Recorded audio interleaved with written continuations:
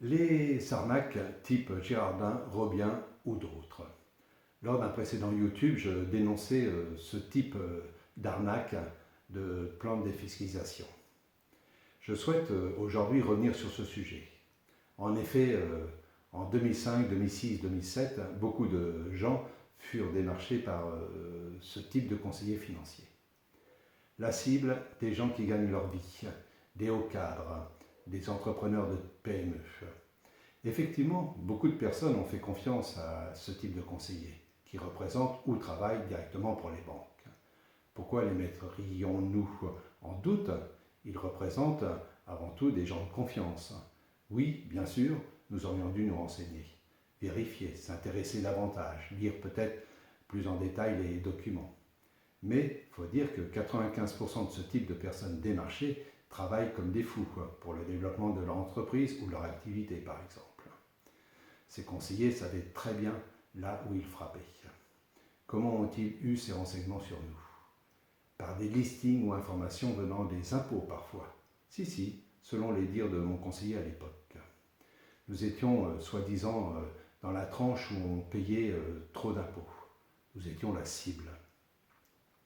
Merci à ceux qui créent ces lois qui permettent à ces gens malhonnêtes, vicieux, ces gens qui ont fait souvent des études de droit, des études dans la finance, ces gens qui, du coup, ont profité des failles du système pour nous piéger, nous escroquer.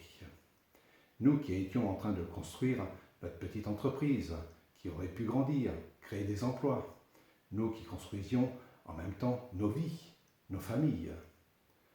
Quand je pense aux promoteurs qui ont largement profité de ce système, ces promoteurs qui ont menti, indiquant que les appartements valaient parfois 200 000 € ou plus, alors qu'ils savaient très bien qu'ils construisaient des logements d'une valeur de 90 000 € ou moins. Les banques ont bien vu aussi le filon en acceptant un maximum d'emprunts, parfois à des taux importants, sans oublier les hypothèques qui bloquent, emprisonnent beaucoup de gens qui souhaitent après revendre, certes à perte. Ceux-ci se retrouvent au pied du mur, en grand désarroi. Comment s'en sortir? Comment trouver des solutions dans cette situation? Quant aux banques, dans ces moments-là, il n'y a plus personne. Pas moyen ou difficilement, très difficilement, de tenter de trouver des solutions avec eux. Quoi qu'on fasse, on est perdant. Les notaires peuvent aussi être montrés du doigt. Plutôt que d'alerter, ils ont plutôt facilité ces transactions. N'étaient-ils pas au courant de ces exagérations, de ces mensonges, de ces arnaques? Ne sont-ils pas censés connaître les prix des biens et prévenir leurs clients? Heureusement, j'espère que dans toutes ces activités-là, ces métiers-là, il existe au moins des gens moins corrompus que ceux à qui on a eu affaire. Quant aux gestionnaires immobiliers, souvent proches, voire très proches des promoteurs, eux aussi ont bien profité du système. Ces promoteurs qui, entre-temps, ont vendu, liquidé, se sont fait reprendre, n'ont plus leur entreprise. L'État qui a mandaté ces plans de défiscalisation indiquait que, grâce à ces plans, l'immobilier reprendrait. En fait, l'État a ruiné plusieurs dizaines de milliers de personnes. Et c'est ça qu'on appelle le pouvoir d'achat.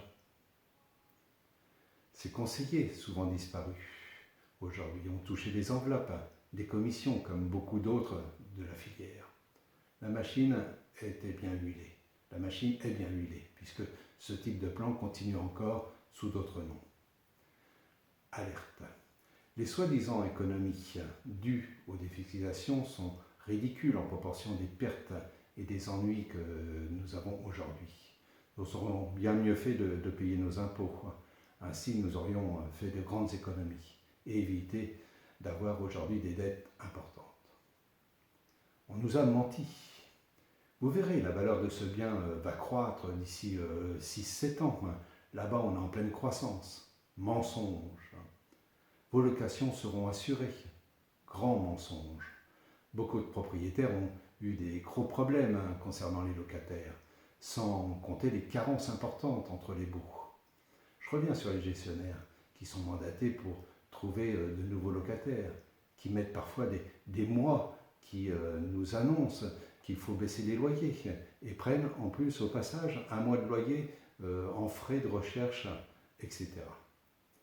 Dans certains cas, 12 mois sans locataire font perdre les droits de défiscalisation.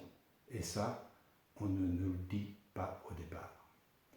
Résultat, ces gens comme moi ont un boulet au pied qui vont traîner encore 10 ans, 15 ans ou plus et qui plomberont toute leur vie, ou en tout cas une grande partie de leur vie pendant 20 ans. Tout ça pour un plan de défiscalisation qui nous a été conseillé. Comment vivre avec ce sentiment constant dans la tête de s'être fait arnaquer, de s'être fait manipuler et escroquer. Tout ça à cause de gens qui ont fait des lois sans penser aux dégâts que ça peut engendrer. Des gens qui pensaient juste à faire leur loi afin d'inscrire leur nom, que leur nom existe. Faire appel à un avocat, ce n'est pas aussi facile. D'abord, il faut trouver celui ou ceux qui sont spécialisés dans ce type de procédure. Le coût de l'avocat, alors qu'on s'est déjà fait escroquer, qu'on se retrouve avec des dettes, que l'on n'a plus rien, acté pour une procédure qui va coûter et durer des années, sans forcément être sûr de gagner. C'est souvent décourageant. Le mieux est de monter un collectif, faisable, mais pas évident. Pas facile non plus de trouver les avocats qui veulent bien s'occuper de ce type de procédure.